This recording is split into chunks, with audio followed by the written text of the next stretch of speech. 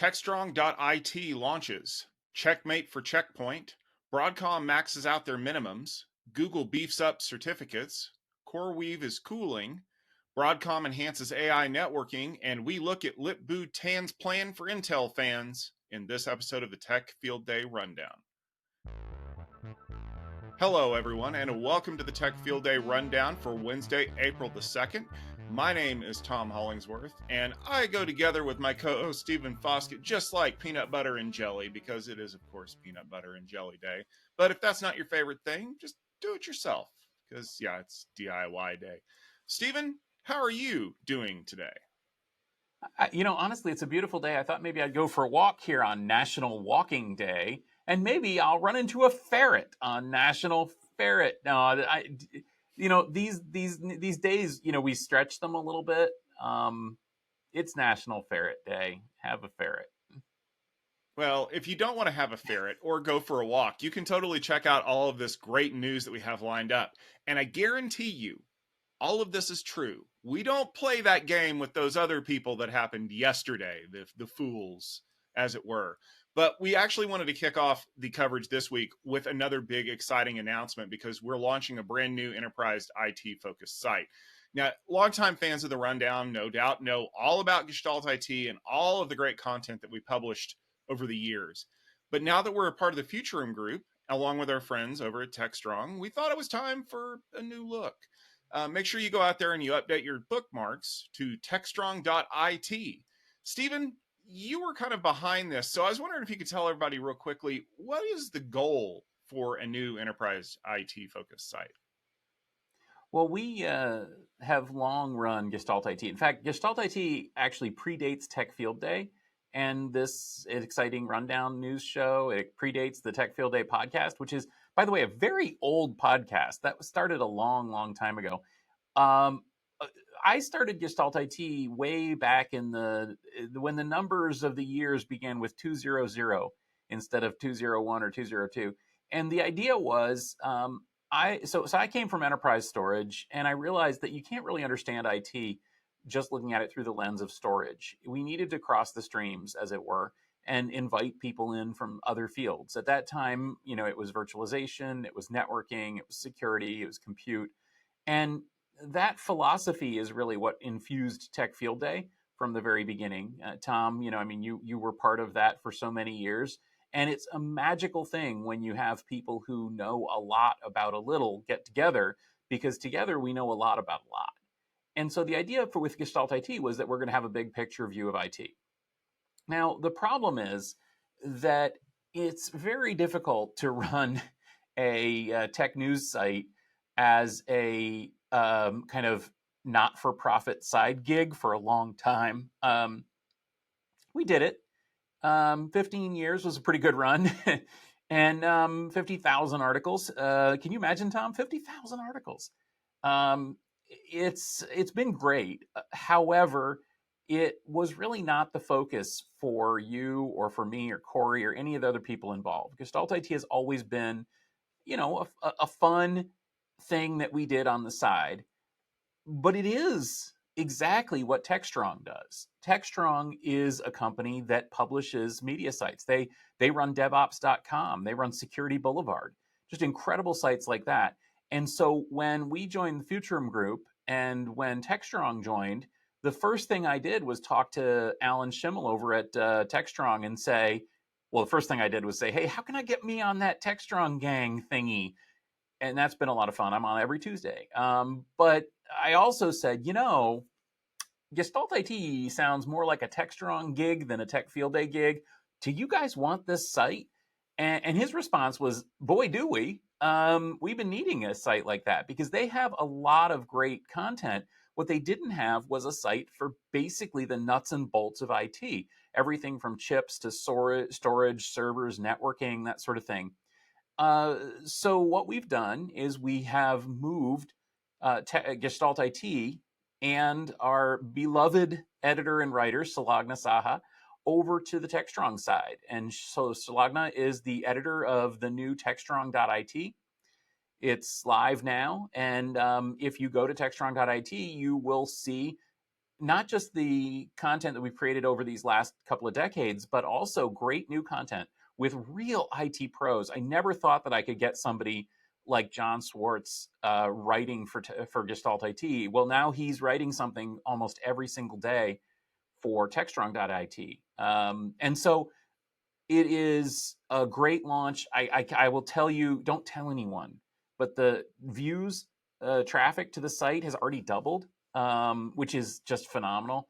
And that was even before the launch of Techstrong.IT. Now that it's part of the Techstrong community, it's getting a lot more great content up there. I think the views are probably going to rapidly double a few more times, which is just amazing. And it's in good hands editorially.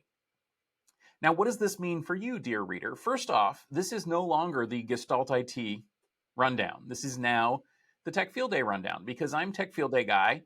Tom, he's Tech Field Day guy. Alistair's Tech Field Day guy. We're all Tech Field Day guys. And so we're running this as a way to provide a rundown of the news of the week that was from a Tech Field Day perspective. We also have relaunched the podcast. Actually, over just about a year ago, we relaunched the on-premise IT podcast as the Tech Field Day podcast because it really was the Tech Field Day podcast already. We recently rebranded the Tech Field Day or the Gestalt IT YouTube channel as the Tech Field Day Plus YouTube channel because it really was already. Basically, everything up there was non-event presentation content from Tech Field Day. And the same with the mailing list. So there was a Tech Field Day mailing list that went out basically to announce Tech Field Day events. So it was sort of an announcement list. And then there was another one that went out weekly that we called the Gestalt IT mailing list, but it was the Tech Field Day mailing list already. And so that one is now the Tech Field Day weekly mailing list as well. So if you're watching this, if you subscribe, nothing's going to change. The URLs didn't change. The RSS feeds didn't change. Probably nothing's going to break. If you subscribe to the mailing list, you'll still get the mailing. It's just now it just has a different logo at the top to reflect kind of what it really is and what it really has been. And if you want to subscribe over on the Techstrong.IT side, if you want to start seeing some of the new content that's appearing there, I urge you to because it's just phenomenal stuff. And I couldn't be happier with this result. Add Check Point to the list of companies that got breached in 2025. The attacker said that they grabbed internal network details and diagrams, hashed user passwords, and source code for software. Screenshots of admin access to the system were shared as proof. Check Point provided comment that this was old, known, and very pinpointed breach, which only affected 3 customers back in December 2024, way back then. Check Point said that the portal was accessed through compromised credentials and had other internal mitigations in place to prevent further exploitation. Tom, how serious is this breach?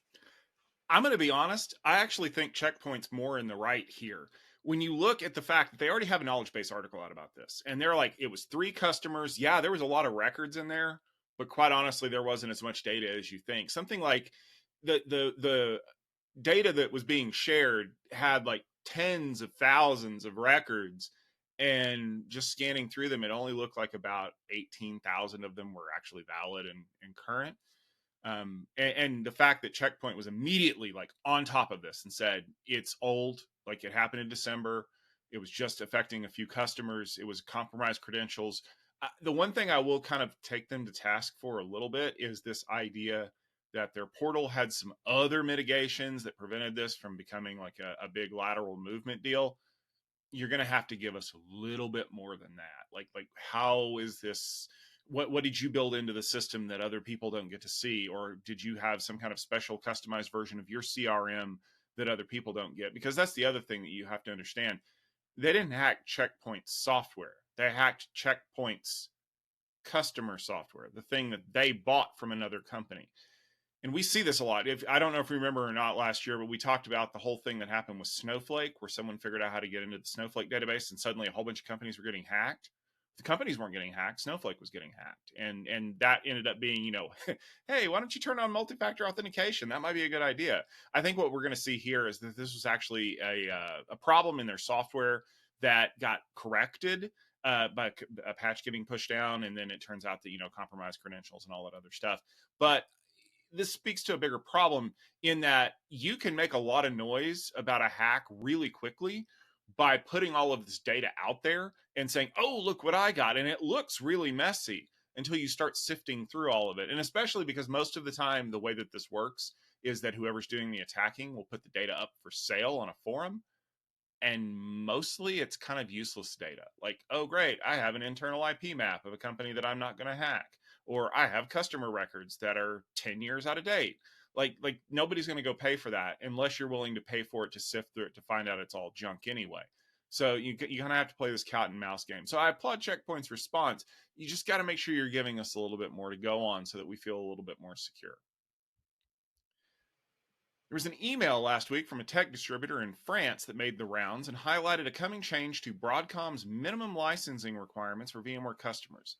The email stated that on April 10th, the minimum number of licensed cores for a VMware license will increase from 16 to 72. This means that any servers that are below the minimum core count will have that new minimum in force. So, for example, if you have an 8-core CPU, you'll be paying for 72 licensed cores for that server. There will also be increased costs for customers that do not renew their subscription licenses by their anniversary date. Now, there's been some speculation from affected users that this is a way to kind of force smaller VMware customers onto more lucrative options such as VMware Cloud Foundation as opposed to the entry-level vSphere Foundation offering. Stephen, I saw a little bit about this, but then it kind of felt like some people weren't really picking up on it. Is this a massive change to the way that people are going to start licensing their virtualization software? Well, it sounds like it is, doesn't it? I mean, wouldn't you be mad if you had only 8 cores and you had to pay for 72 instead of 8? That sounds pretty bad, doesn't it? The truth is that this isn't as much of a change for most VMware customers as it sounds. Frankly, this is egg on the face of VMware more than it is something that's really going to affect that many customers. The problem is the customers it affects, it's going to very deeply affect. So let's dig into this. First off, VMware has not, as far as I know, confirmed this change. So this could be a misunderstanding.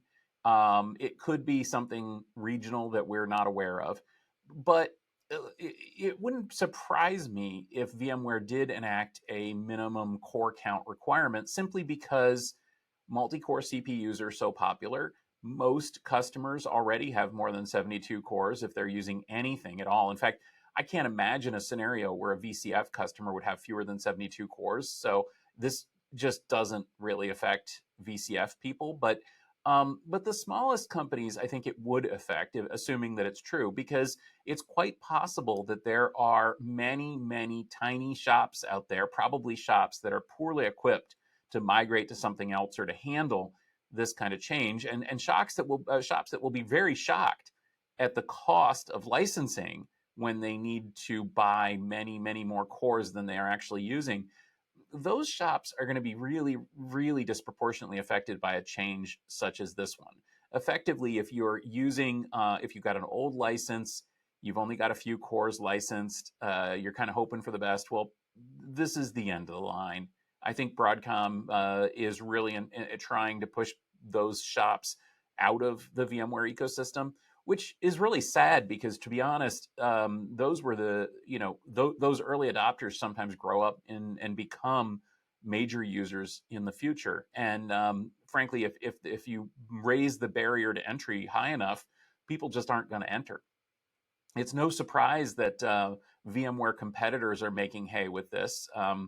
I will admit I was among the people who said, hey, this isn't April 1st. How come they're announcing this? Because it sounds like such a ludicrous change, doesn't it? That you would force everybody to have a minimum of 72 cores. The other thing that they allegedly are forcing is a penalty if you haven't yet renewed your license, which again, I can see, but is really going to affect the little guys and not going to affect the big guys who probably already renewed anyway. This is a big change.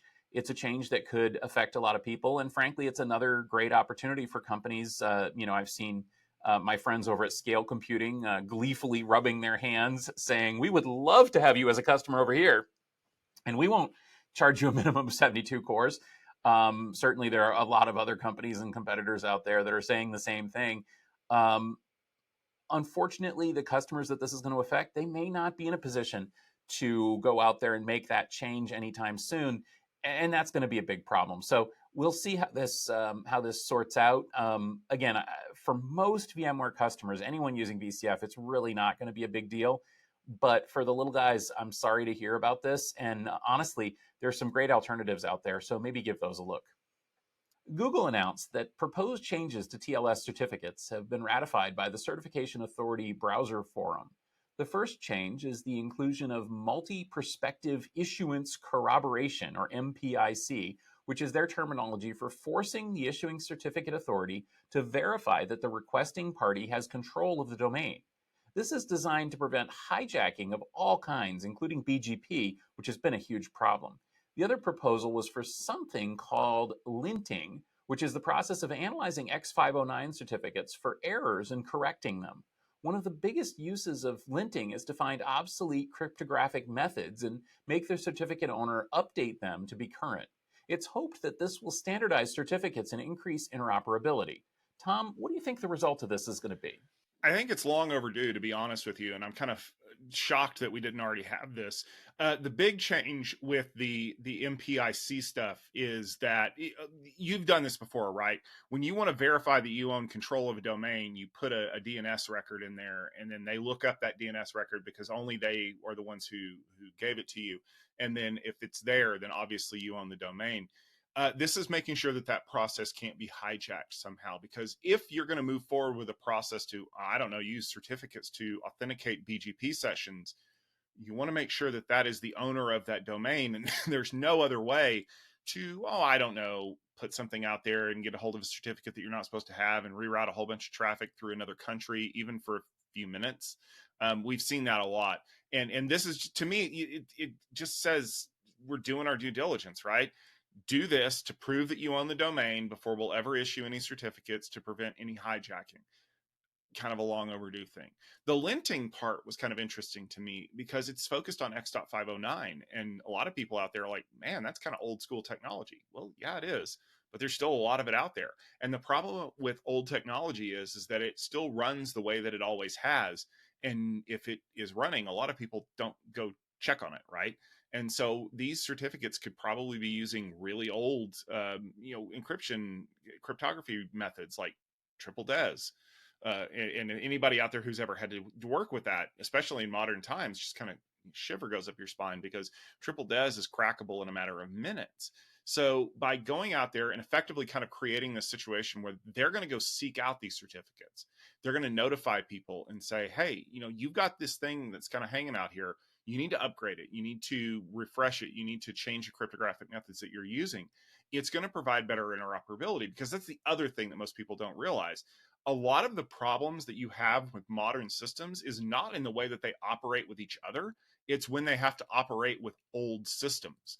And, just think about every crazy Windows device that you've ever bought, and the fact that there has to be a driver for it to work with Windows, and that something like 70% of all Windows crashes are caused by crazy drivers. Now, amplify that from a security perspective to, oh, I've got to get all of these, X.509 certificates that still haven't expired to interoperate with modern, infrastructure. And that's a problem. So I applaud this. I kind of wish that maybe someone else had kind of jumped on board with Google to say, hey, we need this, as opposed to the way that the blog post kind of makes it sound is like Google's the one who's bringing this to their attention, and they're like, yeah, we'll go ahead and do that because it's probably a good idea. Because as we've seen over the last few months, there are organizations out there that are still not 100% certain that Google owning what I consider to be the dominant browser engine for everything, Chromium, being able to dictate the standards of the web. Like, we already fought this battle in the 90s with Microsoft and Internet Explorer, and that's why we got to where we are, so that Google could become the dominant player. I feel like maybe the DOJ is right, that maybe Chromium needs to be completely spun off from Google into its own kind of separate entity, and then Chromium could propose these standards, and everybody else would feel at least a little bit more comfortable knowing that it's backed by a third party independent organization and not Google. But what do I know? If you've been watching the tech news, you know that there was a big IPO from CoreWeave on Friday. And just like some IPOs, things seem to be up and down quite a bit. The company, which of course is a huge partner with NVIDIA, announced at the very last minute that they were going to change their price target. Originally, analysts had projected it to be almost up to $55 a share, but CoreWeave came out and said, we're going to release it $40 a share. And then they announced that they were going to reduce the number of shares they were going to be offering, which brought the total funding amount down to about 1.5 billion. Now, on Monday, the shares were trading a little bit lower than the IPO price, but on Tuesday they shot back up well above the IPO price. And so this is stock market stuff, and I'm not exactly sure how all of this is going to play out. But a lot of people were really anticipating this IPO because of the fact that the AI market is so hot, and CoreWeave offering GPUs as a service was kind of primed to take advantage of everybody wanting to build these things. But I guess the question now, Stephen, is the market unsure of how they want to proceed with CoreWeave? And could this have an impact on other big AI IPOs? Well, I guess there's sort of different ways of looking at this. Now, as you mentioned, I'm not a a, a CoreWeave, or I'm not a market analyst. I'm not even a CoreWeave expert, but I play one on TV, so I'll see what I can say. Now, let's look at this a little bit differently. So, first off, I'm not going to really worry too much about IPO prices and dollar closes and so on. As you mentioned, CoreWeave went public, I guess, at 40, then they closed at 37, and then today they're back up at 42. Stock or 48, I guess. Stocks bounce, that's for sure. I think we can say for certain that the IPO was a bit disappointing because, as you said, they were hoping to get a lot more money out of it. The other thing that I find interesting from IPOs and public companies is that these companies are forced to release their financials for public consumption. And that's been a lot more interesting. And I think that if we look at this CoreWeave IPO not as, gosh, how is CoreWeave doing? But if we look at it as sort of a referendum on the AI market, then it becomes a lot more interesting. Certainly, there's a lot of hype around AI right now. A lot of people are very excited about the profits to be made, but there haven't been any profits made so far. In fact, the analysis that we see from analysts and market analysts that know this stuff pretty well is that basically every company in the industry is losing money. They're basically selling, dimes for a nickel and trying to make it up on volume. And that's not really going to work unless they can figure out a way of cutting the cost of goods sold, the cost of delivering these things. The other challenge is that so far, the nature of AI makes it very different from previous software revolutions, the internet revolution, et cetera, because in many of those cases, basically for the last 30 or 40 years in tech, there's been very little net new cost as you get another customer. Essentially, you put your money into developing software and then you sell one copy of it and it's a tremendous loss. You sell 1,000 copies of it, well, then maybe it's not a loss. You sell 1,000,000 copies of it, then you suddenly have margins of like 95%, right? It's even more so in the internet space, where essentially you can build a service that uses very little infrastructure and has very little expense behind it that really takes off like a bullet.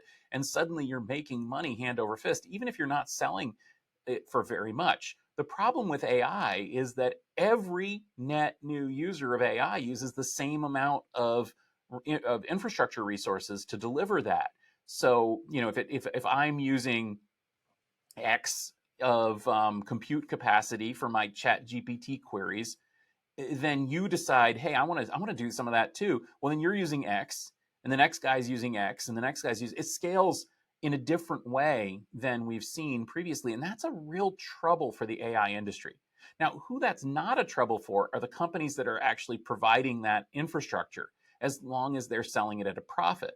So a company like CoreWeave should be very well positioned to make money on this AI boom, simply because for them, it's more of a commodity business in that they're able to roll out more and more and more of the stuff that this all runs on, and then the companies above them have to pay for that stuff. The problem is, and again, I'm relying on financial analysts that I trust, The problem is that CoreWeave also is selling dimes for a nickel.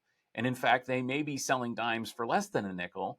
And that's not a great way to be, especially when those dimes are so expensive. So if you look at the CoreWeave filings, you'll see that they had to take on a tremendous amount of debt in order to build this system that they're able to then rent out to companies like OpenAI and stuff. And assuming that they do that, then they have to continue to build up more and more and more. In fact, the CEO of CoreWeave said on Friday, I believe, that the company is built on debt.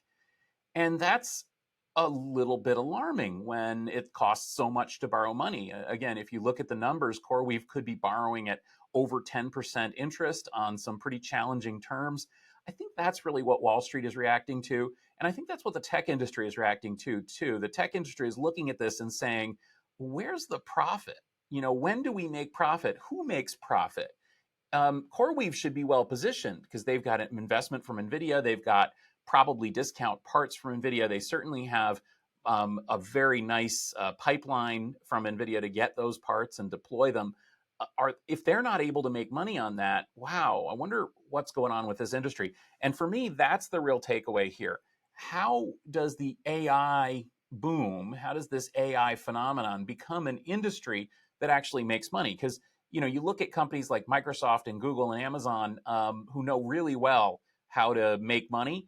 And many of them are also kind of pulling back a little bit on their expectations from AI as a tool in terms of a money making tool and starting to look at it a little bit differently. We'll see where it goes.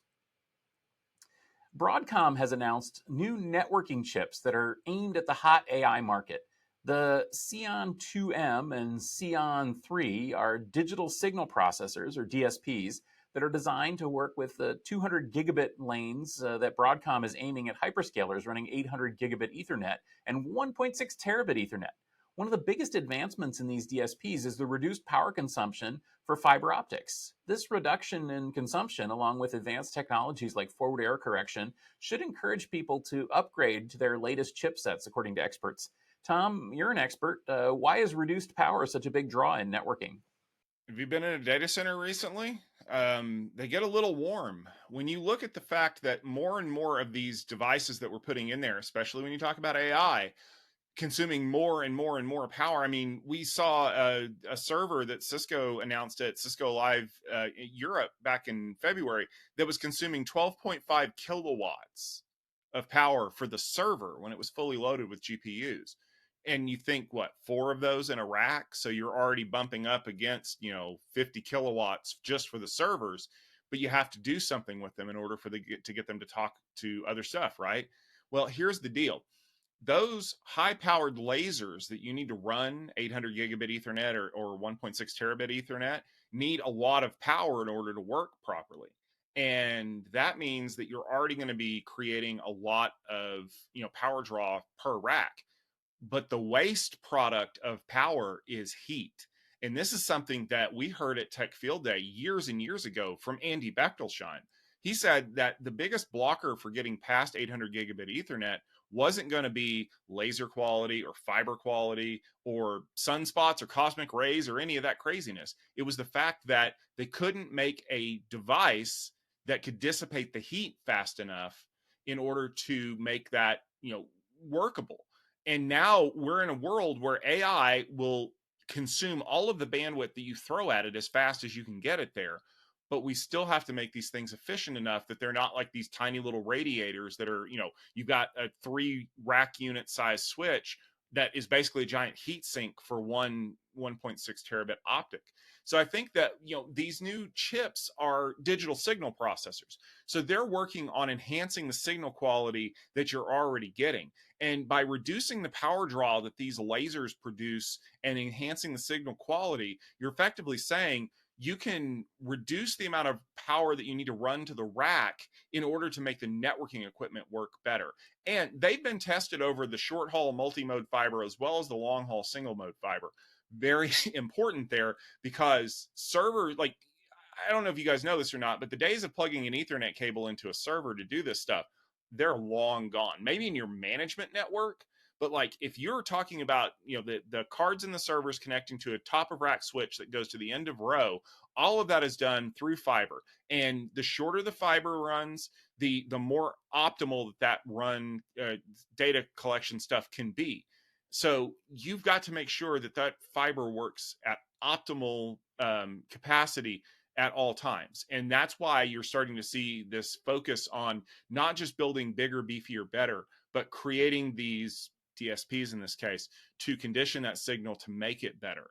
I think that when you're looking at the fact that we're still a ways away from creating more additional power delivery to giant data centers, I think this is actually going to spur kind of a round of innovation where people are going to say, well, if I can't get more power into my data center, I need to keep the things that I'm already using from consuming all of it. So let's do a swap out to these, 200 gig lanes.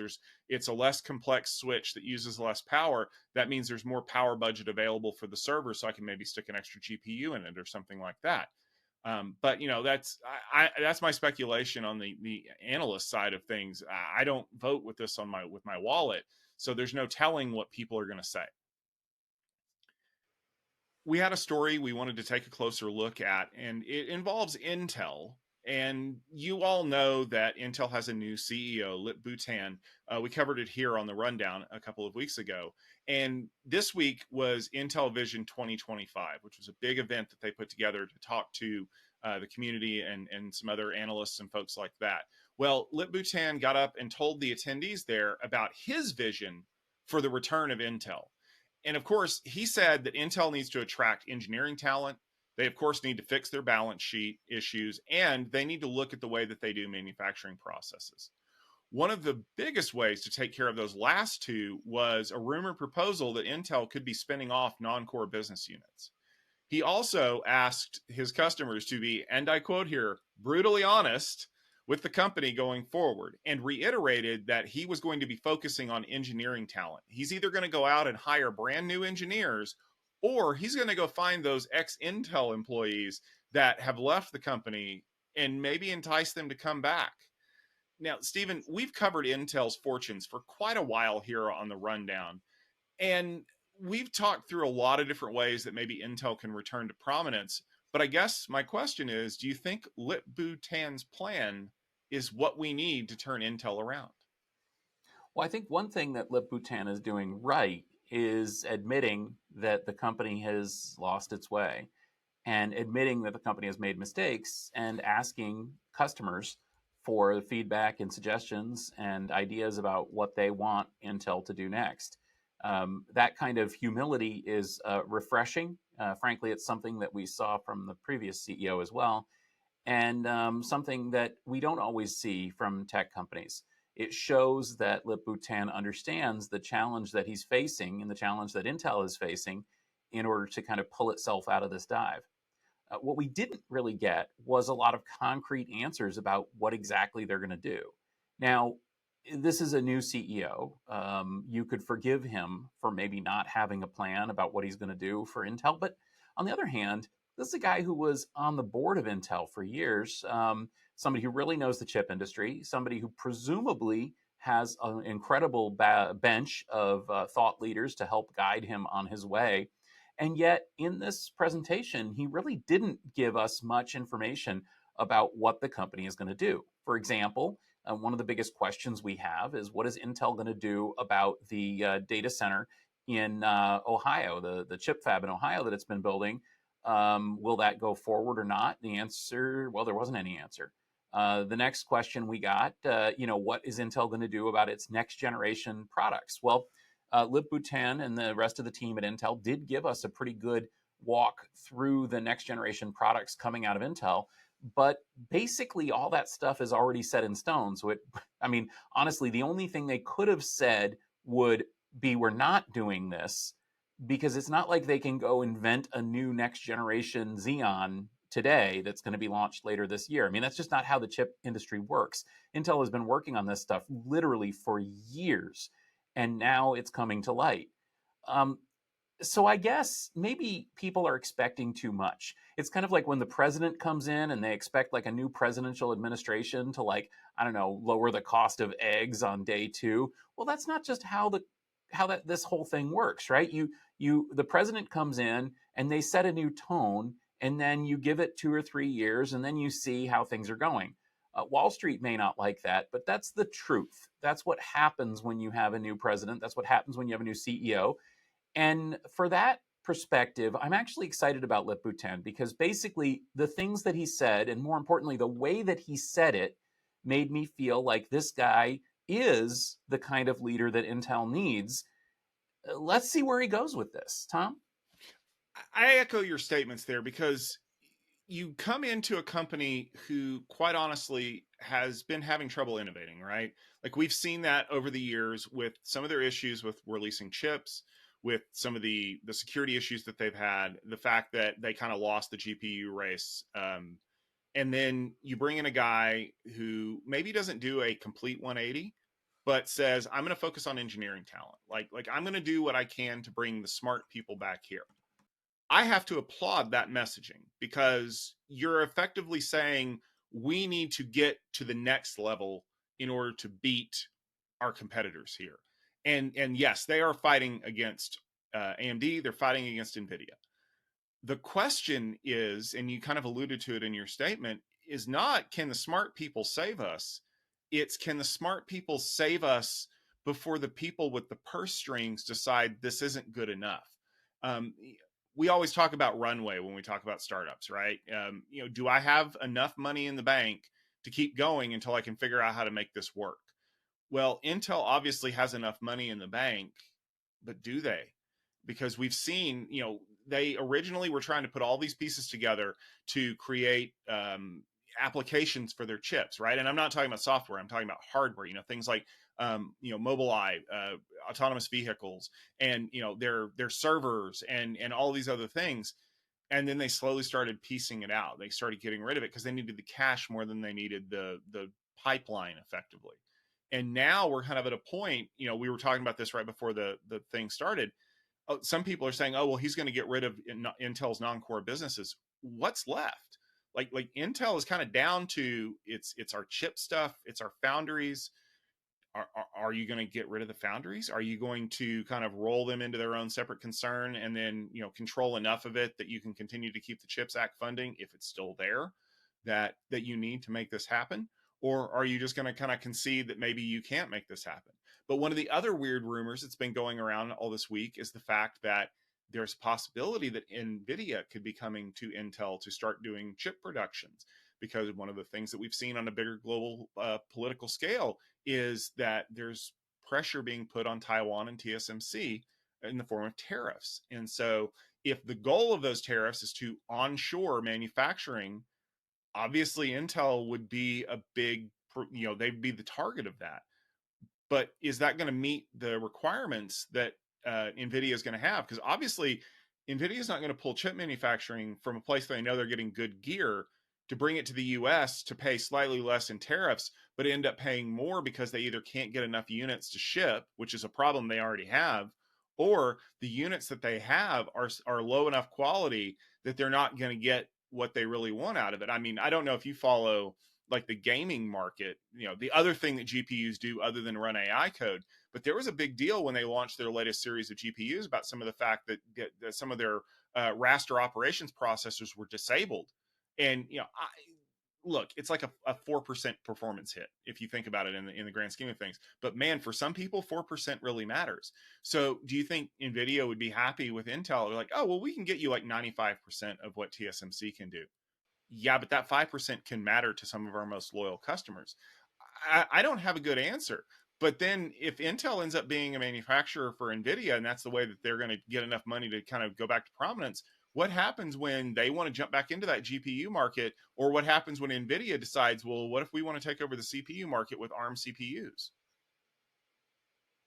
Yeah, there's a lot to unpack here, and a lot of it is reading the tea leaves of the market, Tom. You look at the AI market, for example. Lip-Bu said a lot of things not specific, but enough that we know that Intel is looking at fighting in the AI space against NVIDIA. As we talked about previously on the show, there's some question about exactly what that product should look like. Wouldn't it be embarrassing if Gaudi ended up being the right direction instead of going against these, 100 plus kilowatt racks that NVIDIA is rolling out there? But it would also be embarrassing if it's completely the wrong direction and Intel should have invested in its own 600 kilowatt rack or something like that. So I guess, hopefully the Intel team is up to snuff and can predict what the market wants. And hopefully Lip-Bu Tan can turn this thing around. But, so far he's saying the right things. I guess we got to give the guy some time. And time is what we have here on the rundown because, of course, we're going to be here every week bringing you the greatest real news that's coming out of the IT space and all the enterprise things that you need to be concerned about. But we don't just report the news. Sometimes we make the news. And what we're going to be making next week is something special with you, Stephen. Why don't you tell us about what you've got going on?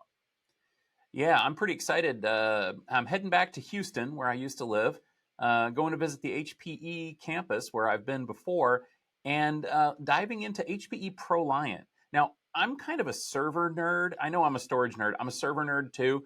I also am a customer. I have a couple of ProLiant servers that I've used. I actually just deployed one, and there is some incredible engineering in these systems. We're diving deep into HPE's next-gen ProLiant technology. We're going to look at ILO 7.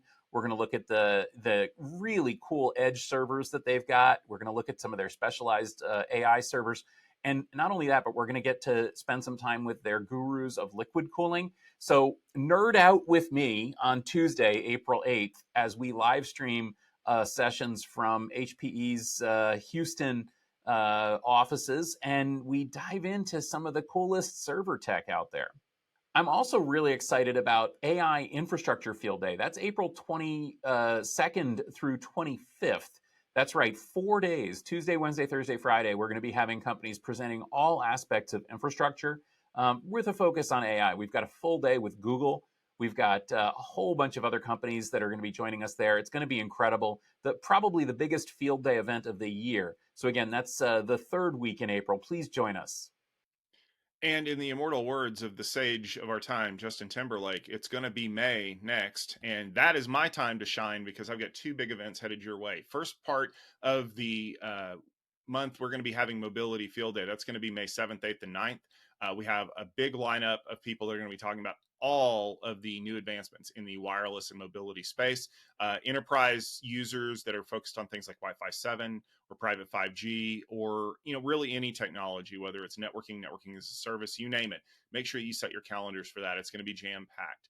And then at the end of the month, we are going to be having Security Field Day, and that's going to be May 29th and 30th.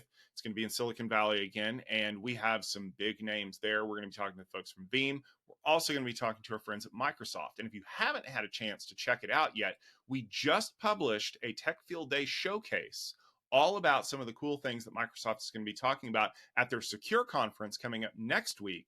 But I'm sure we're going to get more about that at Security Field Day coming up at the end of May. And we're going to be bringing you the news the whole time. Myself, Stephen, Alistair, we're going to be here with all the exciting things that have happened because we appreciate you watching the Tech Field Day Rundown each week. We publish our episodes on Wednesday on YouTube or in your favorite podcast application of choice if you want to listen to what we have to say. Don't forget that the Rundown is streamed live on Techstrong TV, and you can catch us on all of the other great Techstrong properties, including Techstrong.IT, as well as the Futurum Group websites. We're going to be back next Wednesday, myself and Alistair, to talk all about the IT news of the week that was. Until then, for myself, Tom Hollingsworth, and for Stephen Foskett, thank you very much for tuning in. Have yourselves an amazing day, and we'll see you next week.